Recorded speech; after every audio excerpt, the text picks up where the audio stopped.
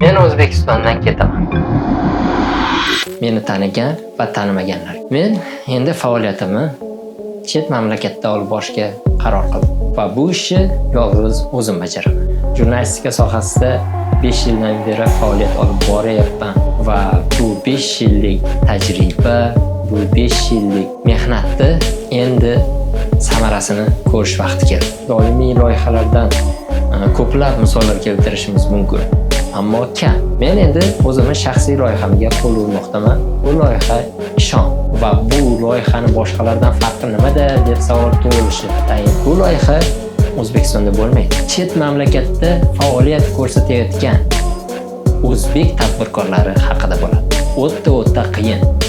Ya'ni chet mamlakatda men boshimdan qanday kunlar o'tkazaman, nimalar bo'lib ketadi, buni bilmayman. Lekin men shu narsani 3 oy oldin video yozuv qilib olgan edim, ammo uni chiqarmadim. Nimagaki menda ishonch yo'q.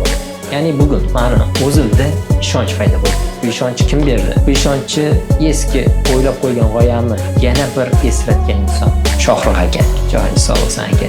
Siz agar shu gaplarni aytmaganingizda men o'zimga bo'lgan ishonchim yo'q edi. Ko'rishib gaplashganimizda sen o'zingga proyekt qil, sen o'zing harakat boshla dedingiz.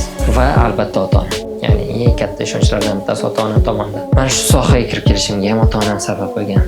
Aytib o'tgandek, bu chet mamlakatda faoliyat ko'rsatayotgan o'zbek tadbirkorlar haqida, ular faoliyati haqida va ular bosib o'tgan yo'llari, qiyinchiliklari haqida va eng muhimi ishonchi haqida.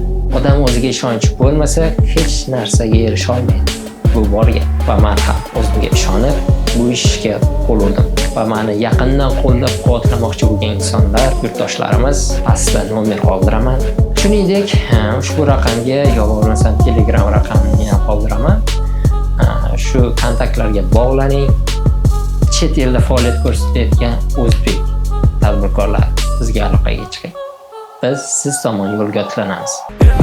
O'zingga ishon, qorong'u tunda ham ko'rinsin ko'zingga nishon. Kim qarshi bo'lsa bitta o'zingga ishon, yo'lingda qancha to'siq bo'lsa o'zingga ishon.